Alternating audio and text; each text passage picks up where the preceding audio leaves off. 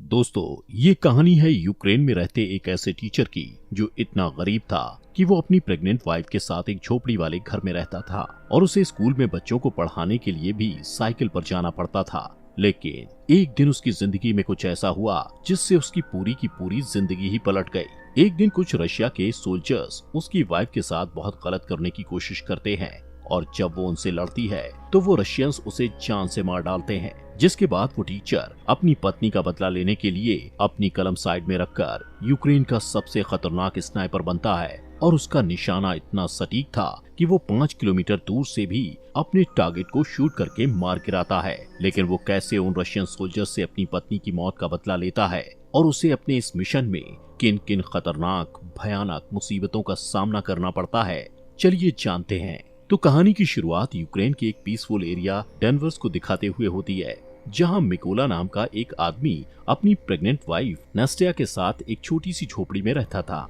वो दोनों अपनी मैरिड लाइफ में बहुत खुश थे। नास्टिया एक ड्राइंग आर्टिस्ट थी, उसे ड्राइंग बनाना और लकड़ी पर नक्काशी करना बहुत पसंद था। एक दिन वो मिकोला की सुरक्षा के लिए लकड़ी का एक एंजल बनाकर मिकोला के बाजू में बांध देती है। मिकोला उनके घर के पास ही एक स्कूल में मैथ पढ़ाता था। वो रोज अपनी साइकिल से बच्चों को पढ़ाने स्कूल जाया करता था। उसके घर के बाहर सफेद रंग का एक शांति का प्रतीक बना हुआ था। यहाँ पर हम देखते हैं कि मिकोला के घर पर कोई इलेक्ट्रॉनिक उपकरण जैसे टीवी वगैरह नहीं होने के कारण उन्हें दुनिया की कोई खबर नहीं मिल पाती थी। जब मिकोला स्कूल में जाता तो ब्रेक के टाइम वहीं थोड़ी देर टीवी पर न्यूज देख लिया करता था। ऐसे ही एक दिन टीवी पर दिखाई जा रही न्यूज से उसे पता चलता है कि यूक्रेन की राजधानी में प्रोटेस्टर्स को मारा जा रहा है और रशिया यूक्रेन पर हमला करके उस पर कब्जा करना चाहता है। अब इस खबर को सुनने के बाद निकोला क्लास में बच्चों को पढ़ाने के लिए जाता है और वो बच्चों को बड़े प्यार और अच्छे तरीके से पढ़ाता है। लेकिन इसी क्लास में इवान नाम का एक बदमाश लड़का भी पढ़ता था जो मिकोला को बिल्कुल भी पसंद नहीं करता था और इसीलिए उसे जब भी मौका मिलता तो वो मिकोला की इंसल्ट करता और मिकोला को स्कूल से हटवाने के बारे में ही सोचता रहता। पर मिकोला उसकी हरकतों से कभी गुस्सा नहीं होता था। एक दिन सुबह जब मिकोला स्कूल पढ़ाने के लिए जा रहा होता है तो रास्ते में वो कुछ सोल्जर्स को खड़ा देखता है जिन पर वो ज्यादा ध्यान नहीं देता और आगे बढ़ जाता है। अब जैसे ही वो स्कूल पहुंचता है तो देखता है कि पूरा का पूरा स्कूल खाली पड़ा है, जिससे वो थोड़ा सोच में पड़ जाता है। तभी वो टीवी पर एक न्यूज देखता है जिसमें दिखाया जा रहा था कि यूक्रेन पर कब्जा करने के लिए रशियन आर्मी यूक्रेन में घुस चुकी है, जिससे उसे समझ में आ जाता है कि उसने रास्ते में जो सोल्जर्स देखे थे वो दरअसल रशियन सोल्जर्स थे। अब पूरा मामला समझते ही वो तुरंत अपने घर की तरफ भागता है क्योंकि नास्टिया घर पर अकेली थी। लेकिन अब बहुत देर हो चुकी थी क्योंकि रशियन सोल्जर्स उसकी पत्नी को पकड़कर पीट रहे थे और जब मिकोला अपनी पत्नी को बचाने की कोशिश करता है तो रशियन सोल्जर्स उसे भी पकड़कर मारने लगते हैं। मिकोला उनसे रिक्वेस्ट करता है कि मेरी पत्नी प्रेग्नेंट है, इसलिए तुम लोग प्लीज उसे मत मारो। ये सुनकर रशियन सोल्जर उनके घर को आग लगाकर वहाँ से जाने लगते हैं। अब अपने घर को जलता हुआ देख नास्टिया गुस्से में आकर रशियन सोल्जर्स पर जैसे ही पत्थर मारने लगती है तो एक रशियन सोल्जर उस पर गोली चलाकर उसे मार डालता है। मिकोला अपनी वाइफ की बॉडी के पास बैठकर फूट फूट कर रोने लगता है। कुछ घंटे बाद 2 यूक्रेनी सोल्जर्स मिकोला के पास आते हैं और उसकी पहचान करने के बाद उसकी पत्नी नास्टिया के लिए दुख प्रकट करते हैं और उसके लिए कब्र खोदकर मिकोला को कहते हैं कि अपनी पत्नी को यहाँ दफना दो। मिकोला अपनी पत्नी को उस कब्र में दफना देता है। अब क्योंकि रशियन सोल्जर्स ने उसके घर को जला दिया था और उसकी पत्नी को भी मार डाला था, इसलिए अब वो बदले की आग में जल रहा था कि कब वो रशियन सोल्जर्स से अपनी पत्नी की मौत का बदला लेगा। इसलिए वो यूक्रेन सोल्जर्स को रिक्वेस्ट करता है कि मुझे भी अपने साथ ले चलो और मैं भी यूक्रेन आर्मी में शामिल होना चाहता हूँ। ये सुनकर यूक्रेनी सोल्जर्स उसे अपने साथ मिलिट्री बेस में ले जाने लगते हैं, लेकिन जाने से पहले मिकोला लकड़ी के उस एंजल को अपने पास रख लेता है जो उसकी वाइफ ने उसकी सुरक्षा के लिए बनाया था। जब वो मिलिट्री बेस में पहुंचते हैं तो वहाँ उनका कमांडर मिकोला को आर्मी में शामिल नहीं करता और कहता है कि ये बंदा जासूस भी हो सकता है। लेकिन मिकोला कमांडर को कहता है कि रशियन सोल्जर्स ने मेरे घर को जला दिया और वो लोग मेरी पत्नी को मेरी आंखों के सामने मारकर वहाँ से चले गए, इसलिए मेरे पास अब जीने की कोई वजह नहीं बची और मैं रशियन सोल्जर्स को मारकर ही दम लूंगा और अपने देश को बचाऊंगा ताकि रशियन सोल्जर्स किसी और के घर को ना उजाड़ें। ये सुनकर कमांडर मिकोला को यूक्रेन आर्मी में भर्ती कर लेता है और उसकी ट्रेनिंग शुरू हो जाती है। मिकोला को बंदूकों के बारे में कुछ भी नहीं पता था और जब बाकी के सोल्जर्स बंदूकों को असेंबल कर रहे होते हैं तो मिकोला उनके सामने सबसे स्लो बंदूक असेंबल करता है, जिससे सभी सैनिकों को लगता है कि वो कभी भी एक अच्छा सोल्जर नहीं बन पाएगा। लेकिन मिकोला अपना पूरा फोकस ट्रेनिंग पर लगाता है ताकि वो जल्द से जल्द एक अच्छा सोल्जर बन पाए। और ऐसे ही एक दिन जब वो ट्रेनिंग कर रहा होता है तो वो अपने सीनियर्स को कहता है कि मुझे मिकोला कहकर मत बुलाओ।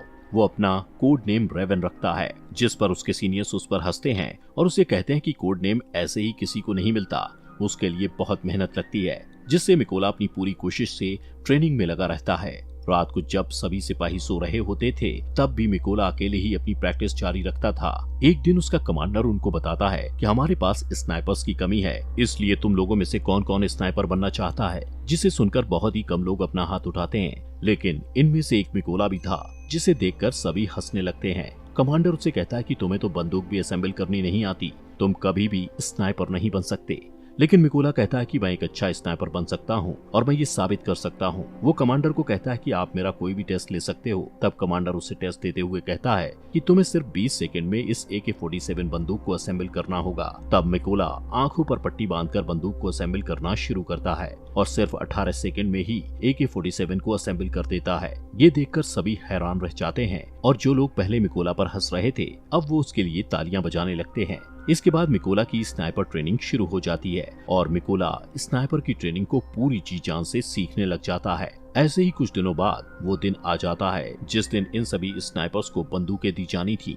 यहाँ पर बाकी सभी स्नाइपर्स को बंदूक का नया और बेहतरीन मॉडल दिया जाता है, लेकिन वहीं मिकोला को एक पुराने मॉडल की बंदूक जो कि सही से काम भी नहीं करती थी वो दी जाती है। अपने साथ ऐसा भेदभाव देखते हुए मिकोला अपने सीनियर से कहता है कि सर मुझे भी नए मॉडल की बंदूक दीजिए, जिस पर उसका सीनियर उसे गुस्से से कहता है कि पहले तुम्हें प्रूव करना होगा कि तुम एक अच्छे स्नाइपर हो, उसके बाद तुम्हें नए मॉडल की बंदूक मिल जाएगी, जिसके लिए मिकोला तैयार हो जाता है। अब इन सभी स्नाइपर्स की लास्ट ट्रेनिंग शुरू होती है, जिसमें उन्हें सबसे पहले सीनियर सभी स्नाइपर्स को बताता है कि जब तुम लोग अपने दुश्मन पर छुपकर निशाना साध रहे होगे तब तुम लोगों को चाहे जो भी परिस्थिति आ जाए बिल्कुल भी हिलना नहीं है और सिर्फ अपने टारगेट पर फोकस करके उसे शूट करना है। इसके बाद सीनियर एक एक करके सभी स्नाइपर्स के पास शूट करने लगता है और जो भी सोल्जर गोली लगने के डर से जरा सा भी हिलता है तो उसे ट्रेनिंग से बाहर कर दिया जाता है। ऐसे ही जब मिकोला के पास सीनियर गोली चलाता है तो वो अपनी जगह पर ही निडरता से लेटा रहता है। यहाँ पर मिकोला अपने टारगेट पर उसी पुरानी बंदूक से निशाना लगाने की कोशिश करता है, लेकिन तभी इनका सीनियर उसे कहता है कि तुम्हें सिर्फ एक ही बार अपना टारगेट देखने को मिलेगा। और जैसे ही मिकोला अपना टारगेट देखता है तभी उसकी आंखों को ढक दिया जाता है, जिससे मिकोला का निशाना थोड़ा चूक जाता है। लेकिन सभी को पता था कि अगर मिकोला को नई बंदूक दी जाती और उसकी आंखों के आगे कुछ न रखा जाता तो वो अपना निशाना बिल्कुल सही लगाता, लेकिन कोई भी इस बारे में बात नहीं करता और मिकोला भी इस पर ज्यादा ध्यान नहीं देता। रात को इन स्नाइपर्स का नाइट शूट टेस्ट होता है, जिसमें ट्रेनर के फ्लेयर गन शॉट करते ही सभी स्नाइपर्स को उस फ्लेयर की रोशनी में अपने अपने टारगेट्स पर गोली चलानी थी। लेकिन मिकोला गोली नहीं चलाता क्योंकि वो मैथ में बहुत अच्छा था, इसलिए वो उस फ्लेयर गन की रोशनी में सिर्फ अपने टारगेट की दूरी का अंदाजा अपने माइंड में फटाफट से लगा लेता है और फिर जब पूरी तरह अंधेरा हो जाता है तो वो अपने टारगेट को शूट करता है और उसका निशाना बिल्कुल ठीक सेंटर पर लगता है, जो उसके सिवा और कोई नहीं कर पाया था। अगले दिन इन सभी का रिजल्ट आता है और सीनियर मिकोला को सैल्यूट करते हुए कहता है तुम पास हो चुके हो। इसके बाद कर्नल मिकोला को कहते हैं कि तुम जल्दी से अपने सभी जरूरी सामानों को पैक कर लो क्योंकि तुम्हें एक जरूरी मिशन पर बाकी के स्नाइपर्स के साथ जाना है। अब इनका फर्स्ट मिशन ये था कि पास ही के एक चेक पॉइंट पर रशियन आर्मी ने कब्जा कर रखा था, जिसको इन लोगों ने उनसे छुड़वाना था। इसलिए मिकोला अपने साथी स्नाइपर्स के साथ उस एरिया में घुस जाता है और सभी अपनी गन पोजीशन ले लेते हैं। यहाँ पर इन सबको एक एक टारगेट दिया जाता है। जैसे ही ये लोग रशियन आर्मी पर शूट करने वाले होते हैं तो ये देखते हैं कि एक गाड़ी चेक पॉइंट की तरफ जा रही होती है, जिससे कर्नल सबको शूट ना करने के लिए बोलते हैं। वहीं रशियन आर्मी उस गाड़ी को रोक लेते हैं जिसमें एक कपल कहीं पर जा रहा था। रशियन आर्मी उन्हें गाड़ी से बाहर निकालकर उनका पासपोर्ट लेकर अपने पास रख लेते हैं और उन्हें काफी बुरी तरह से टॉर्चर करने लगते हैं, जिसे देखकर जैसे ही कर्नल स्नाइपर को शूट करने के लिए कहता है तो एक ही झटके में सभी स्नाइपर्स अपने अपने टारगेट को शूट करके निपटा देते हैं। अब इन स्नाइपर्स का पहला मिशन सक्सेसफुल हो गया था, इसलिए ये सभी खुशी खुशी वापस बेस में आते हैं। तब मिकोला वहाँ देखता है कि उसके बाकी के साथी बेस में नहीं है और जब वो इसके बारे में पूछता है तो उसे पता चलता है कि वो एक दूसरे मिशन पर गए हुए हैं। यहाँ पर मिकोला को ये भी पता लगता है कि उस मिशन पर उसके कई साथी मारे गए हैं और उन सबको एक ही स्नाइपर जिसका नाम सेरी है उसने मारा है, जो रशियन आर्मी का सबसे बेहतरीन स्नाइपर है। कुछ दिनों बाद इनका नेक्स्ट मिशन शुरू हो जाता है, जिसके लिए सभी स्नाइपर्स उस जगह पर पहुंच जाते हैं जहां पर रशियन आर्मी कब्जा करने के लिए आने वाली थी। सबसे पहले मिकोला अपने साथियों के साथ इन जगहों पर बॉम्ब्स फिट करने लग जाता है और खुद को घास के अंदर छुपाकर रशियंस के आने का इंतजार करने लगता है।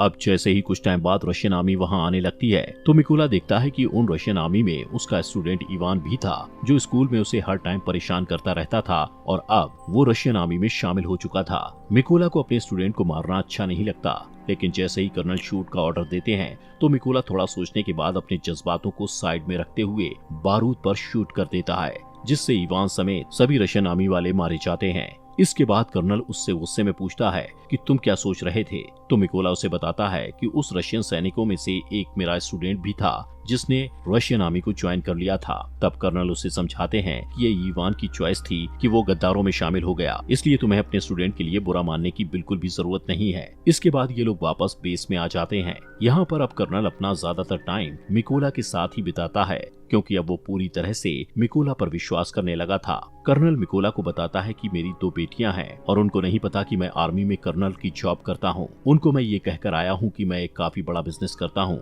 और मेरी वाइफ भी मेरी बेटियों को नहीं बताती कि मैं कर्नल की पोस्ट पर हूँ। ये सुनकर मिकोला भी कर्नल को अपनी पत्नी की आखिरी निशानी दिखाता हुआ काफी ज्यादा इमोशनल हो जाता है। दोस्तों, आगे बढ़ने से पहले आप सभी का दिल से शुक्रिया आपके अपने फॉक्स एक्सप्लेनर हिंदी चैनल को सब्सक्राइब करने के लिए। अब इसके बाद अगले दिन ये लोग फिर से अपने अगले मिशन पर निकल पड़ते हैं और ये लड़ाई काफी बड़ी थी, इसलिए सभी स्नाइपर्स छुपने के लिए खाई खोदते हैं और अपनी अपनी पोजीशन ले लेते हैं। यहाँ पर ये लोग इसलिए आए थे क्योंकि इन्हें कहीं से पता चल गया था कि रशिया के कुछ सिपाही इधर कब्जा करने के लिए आ रहे हैं। इस मिशन में कर्नल मिकोला के साथ ही थे। तभी कुछ टाइम बाद मिकोला यहाँ पर नोटिस करता है कि उन रशियन सोल्जर्स के साथ वो सोल्जर भी आया था जिसने उसकी पत्नी को गोली मारी थी। वो सोल्जर बिल्कुल ही मिकोला के निशाने पर था। ये देखकर मिकोला कर्नल से पूछता है क्या मैं उस पर शूट कर सकता हूँ, जिस पर कर्नल कहता है कि अभी नहीं। मिकोला फिर से देखता है कि वो रशियन बिल्कुल उसके निशाने पर है और शायद फिर उसे कभी ये मौका न मिले, इसलिए वो फिर से कर्नल से पूछता है तो कर्नल उसे फिर से मना कर देता है। अब क्योंकि मिकोला का मिशन ही यही था कि वो अपनी पत्नी का बदला ले, इसीलिए वो खुद पर कंट्रोल नहीं रख पाता और उस सोल्जर पर शूट करके उसे मार डालता है। लेकिन इससे रशियन सैनिकों को इनके बारे में पता चल जाता है। कर्नल मिकोला पर भड़क जाता है कि तुमने क्या किया। तभी सेरी, जो रशियन आर्मी का एक तेज तर्रार स्नाइपर था, वो कर्नल को शूट करके मार डालता है और सभी रशियन सोल्जर्स इन पर बॉम्ब्स फेंकने लगते हैं, जिससे मिकोला कर्नल की बॉडी को उठाकर वहां से दूर भागने लगता है। लेकिन कुछ देर बाद वो रशियंस की रेंज से बाहर चला जाता है। मिकोला वापस बेस में आता है, लेकिन वो बहुत उदास था क्योंकि उसकी गलती की वजह से कर्नल मारा गया था। मिकोला अब ये कसम खाता है कि वो सेरी को कहीं से भी ढूंढकर उसे मार देगा और कर्नल की मौत का बदला लेगा। इसीलिए वो अगले मिशन के लिए अकेला ही निकल पड़ता है। थोड़ी दूर जाने के बाद उसे कुछ रशियन स्नाइपर्स की लोकेशन पता चलती है, जिससे वो अपने टारगेट फिक्स करके एक रशियन स्नाइपर को शूट करके मार गिराता है। लेकिन तभी दूसरा रशियन स्नाइपर मिकोला पर शूट करता है, जिससे मिकोला के हाथ को गोली छू कर निकल जाती है और वो घायल हो जाता है। लेकिन फिर भी मिकोला उस स्नाइपर को शूट करके मार गिराता है। अब क्योंकि मिकोला जख्मी था तो इसलिए वो एक सीक्रेट अड्डे पर जाकर अपने जख्म के ठीक होने का इंतजार करता है। तभी आर्मी हेड उसे कॉल करके कहता है कि हमारी आर्मी ने उस स्नाइपर का पता लगा लिया है जिसने कैप्टन को मारा था। हेड मिकोला को कहता है कि तुम जल्दी से बेस पर आ जाओ, जिससे मिकोला बेस में पहुंचता है। अब मिशन शुरू होने से पहले सभी सैनिकों को सारी जानकारी दी जाती है कि उस स्नाइपर की गोलियां बहुत दूर तक जाती हैं। उसने अब तक 5 सबसे कारगर यूक्रेनी स्नाइपर्स और 3 मशीन गनर्स को मार गिराया है और उस स्नाइपर का नाम है सेरी। हेड उन सबको ये भी बताता है कि सेरी पहले यूक्रेनी सोल्जर्स को मारता है और फिर उनकी फोटोज और वीडियोस को रिकॉर्ड करके इंटरनेट पर पोस्ट कर देता है, ताकि वो यूक्रेनी लोगों और खासकर यूक्रेनी आर्मी का मनोबल तोड़ पाए और वो हार मान ले। सेरी के पोस्ट इंटरनेट पर डालने से यूक्रेन आर्मी को उसकी लोकेशन का पता चल गया था। यहाँ पर कुछ सैनिक कहते हैं कि हमें उस लोकेशन पर माइंस बिछा देनी चाहिए। तब मिकोला उन्हें कहता है कि नहीं, हम ऐसा नहीं कर सकते, क्योंकि जब तक हम उस जगहों पर माइंस बिछाएंगे तब तक सेरी हमारा सफाया कर देगा। इसलिए हेड उनसे कहता है कि हम वहां 2 ग्रुप्स में जाएंगे। एक ग्रुप उन रशियन स्नाइपर्स पर सामने से अटैक करेगा, जिसमें वो लोग बिजी हो जाएंगे। तभी दूसरे ग्रुप वाले उन पर अटैक करेंगे, जिससे उनका ध्यान बढ़ जाएगा और मिकोला इसी का फायदा उठाकर उस बिल्डिंग के अंदर चला जाएगा जहां पर रशियन स्नाइपर्स होंगे और उनको मार गिराएंगे। प्लान बन जाने के बाद ये लोग बिल्कुल ऐसा ही करते हैं और जल्द ही अपनी अपनी पोजीशन पर पहुंच जाते हैं और रशियंस का ध्यान भटकाने में कामयाब हो जाते हैं और मिकोला को मौका मिल जाता है बिल्डिंग में एंटर होने का। मिकोला वहां पर अपने सामने 2 रशियन स्नाइपर्स को देखकर उन पर हमला करके उन्हें मारकर आगे बढ़ जाता है। मिकोला अपने साथियों को कहता है कि मेरा रास्ता क्लियर कर दो, जिससे सभी यूक्रेन सोल्जर रशियन के बहुत सारे सैनिकों को मारकर उसके लिए रास्ता साफ कर देते हैं। मिकोला आगे बढ़ता है। वहीं सेरी ये नोटिस करता है कि कोई भी सोल्जर उसे रिपोर्ट नहीं दे रहा, जिससे उसे थोड़ा शक होता है और वो चेक करने के लिए खुद ही छत पर जाने लगता है, क्योंकि छत पर भी एक रशियन स्नाइपर था जो अब मर चुका था। ये देखकर वो वापस अपनी पोजीशन पर वापस आ जाता है। तब उसे मिकोला की पत्नी का खिलौना दिखाई देता है। उसी वक्त मिकोला ऊपर से कूदता है और सेरी को मार डालता है। तभी एक और रशियन स्नाइपर को थोड़ी आवाज आती है, जिससे वो अलर्ट हो जाता है, लेकिन मिकोला उसी टाइम उसके पास एक ग्रेनेड फेंकता है और अब उस स्नाइपर का भी काम तमाम हो जाता है। लेकिन यहाँ पर हम देखते हैं कि सेरी जब ऊपर छत पर चेक करने गया था तो उसने अपने रशियन आर्मी से फोन करके बैकअप बुलाया था, इसलिए अब रशियन आर्मी वहाँ पर आ रही होती है। उन लोगों को नहीं पता था कि सेरी मारा जा चुका है, इसलिए वो सेरी को कॉल करके कांटेक्ट करते हैं, लेकिन कॉल मिकोला उठाता है और कहता है कि तुम लोगों का अब टाइम खत्म हो चुका है। ये कहकर वो ट्रक के ड्राइवर को शूट कर देता है, जिससे सभी रशियन सिपाही ट्रक से बाहर निकल जाते हैं। लेकिन उन्हें नहीं पता था कि यूक्रेन के स्नाइपर्स ने पहले ही उन पर निशाना साध रखा था। तभी सभी यूक्रेनी स्नाइपर्स उन पर गोलियों की बारिश कर देते हैं और मार डालते हैं।